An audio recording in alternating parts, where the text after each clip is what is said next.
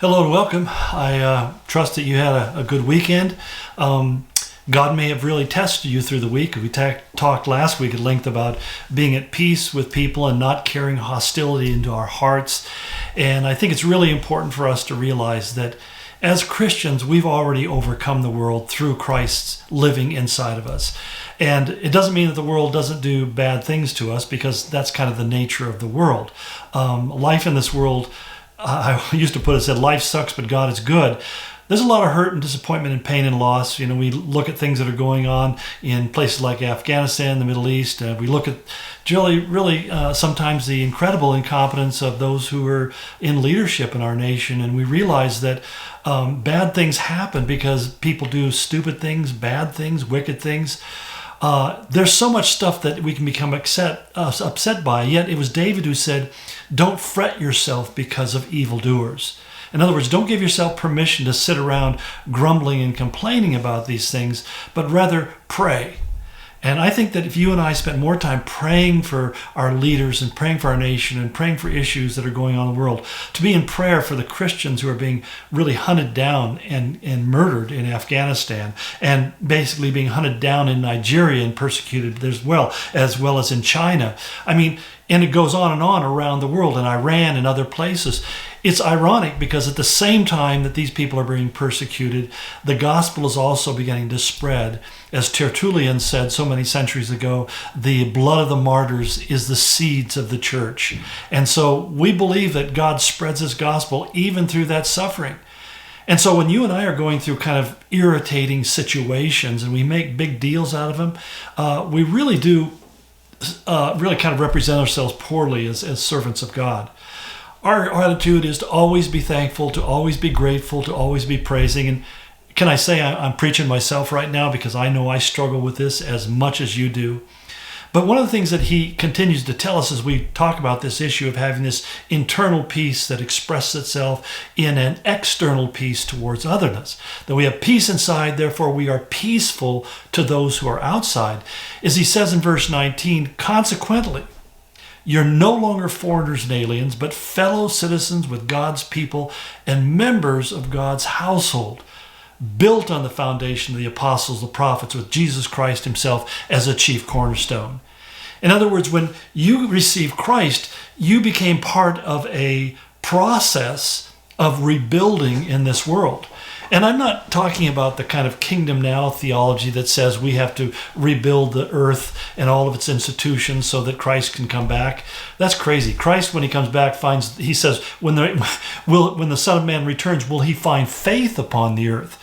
Which makes me wonder if that's not speaking about the rapture of the church. But anyway, we realize that we're not going to fix this world. It's only fixed when Jesus comes and sets up his millennial kingdom.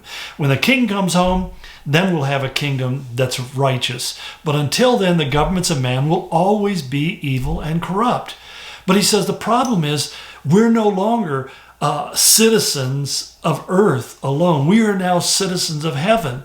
We're no longer on the outside, we are on the inside. We're actually members of God's household. That means literally part of his family. Now, in our American culture, the idea of family and household has been diminished dramatically because it's been decimated by our prosperity and our lifestyles.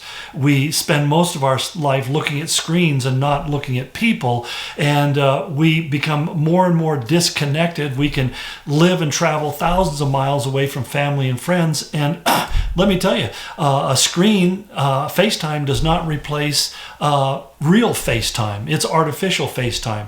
There's something about being intimately close with each other. And so what does God do in a world where families and real FaceTime becomes harder and harder to really engage in? He creates this thing called the church, other believers, the fellowship of believers. And this is what I find is such a challenge, because even though this medium that we're using right now can be beneficial, I would say if it becomes the sole means by which you grow spiritually, you're not going to grow much. We can't live out our Christian life except as we interact with other people, both Christians and non-Christians. Proverbs says, as iron sharpens iron, so a man sharpens the countenance of his friend. Well, it's that rubbing together of people that really causes often friction But it's that friction that teaches us how to love as Christ loves and how to forgive as Christ forgives. I mean, this is all the deep work of God in our life. And so when you realize that because you're part of his family, God is actually doing a profoundly new and unique work in your life, you have a lot to be thankful for. But you realize that your life also is not simply yours to live the way you want to live it, but you've been called by God to be his representative, as Paul would say in 2 Corinthians 5, that you're his ambassador, that you're basically sent to another culture, another world, another time to represent him in the world. So, if you want a little bit of prayer focus for this week, I just simply say, start asking God, Lord, help me to become an ambassador for Christ. When I go to church, when I go to work, when I go to school, when I get together with family and friends, help me to have in my mind to begin to understand, what does it mean that I am an ambassador? Because Paul's word to the Corinthians was, our job is to reconcile men to God. Our role is to live with that peace of God in such a wonderful way that it manifests itself in a peacefulness towards other people, that they look at us and say, I wish I had the kind of peace in my soul that you have. So that when Christians become angry and they're yelling at the governor and the president and all these kind of things, and they're, expressing all their vitriol over the things that they think are wrong, and I'm not saying they're right. They are, in most part, really bad and dumb and stupid and wrong. But when we begin to become hostile towards those leaders and those people, instead of praying for their souls and praying that God would deal with their lives in a spiritual level, then we end up becoming just like them. And that's what Satan wants you to do. He wants the Christians to live their lives just like non-Christians do, so that other non-Christians will look at that and saying, you're no different than the rest of us. If I say in my first book, if the difference that Jesus makes doesn't make a difference, what difference does it make? We have a purpose of living differently because Christ is living in us. And that should happen naturally. But we'll continue this tomorrow.